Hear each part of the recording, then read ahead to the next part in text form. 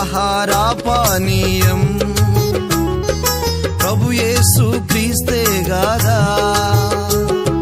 నిజ ఆహార పానీయం ప్రభు యేసు క్రీస్తే గాదా.